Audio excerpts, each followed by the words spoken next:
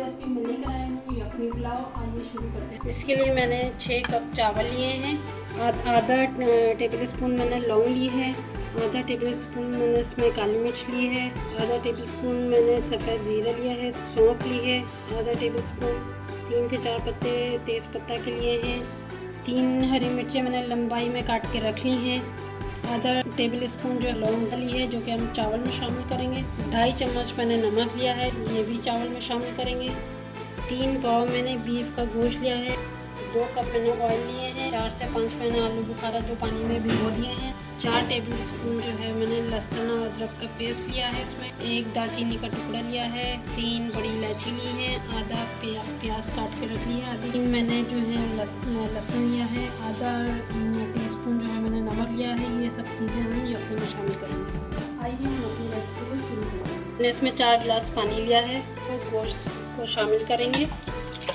साथ में 3 बड़ी इलायची जो मैंने ली है वो शामिल कर देंगे, दालचीनी का टुकड़ा डालेंगे, 3 लहसुन लिए हैं ये ऐड कर देंगे, आधा चम्मच नमक लिया था वो डालेंगे, और आधी मैंने प्याज काट के रखी है ये ऐड करेंगे, लौंग और जो है मैंने काली मिर्च ली है और ये सब चीज़ें गरम मसाले लिए हैं सब इसमें शामिल कर देंगे। तकरीबन 15 से 20 मिनट बॉईल होने के लिए रख देंगे।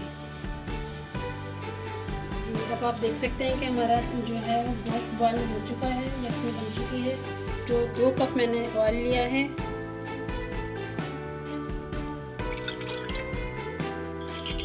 और उसको 1 से 2 मिनट के लिए गर्म होने के लिए देंगे। साथ में मैंने आधा टेबल स्पून लौंग मज़ीद ली थी जो कि हम इसमें मिलाएंगे, ऐड कर देती हूँ मैं। ये यखनी शामिल कर देंगे,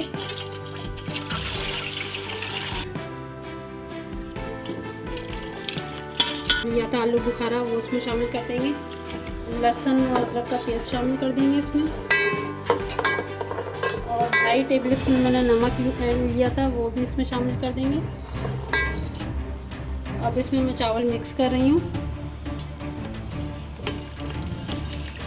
तकरीबन 15 मिनट के लिए दरमियानी आंच पे इसको हम चावलों को पकाएंगे। जी अब आप देख सकते हैं कि हमारे जो है चावल आधे पक चुके हैं। अब मैं इनको जो है वो दम पे रखूँगी, ऊपर से जो है मैं हरी मिर्चें रख दूँगी इसमें, और इसको कम से कम 15 मिनट के लिए मैं दम पे रख दूँगी। जब आप देखते हैं इसके पुलाव की सूरत हाल क्या है। ये पुलाव हमारा बिल्कुल रेडी है। अब मैं इसको डिश आउट करने लगी हूँ। जी ये है मेरी आज की रेसिपी यखनी पुलाव।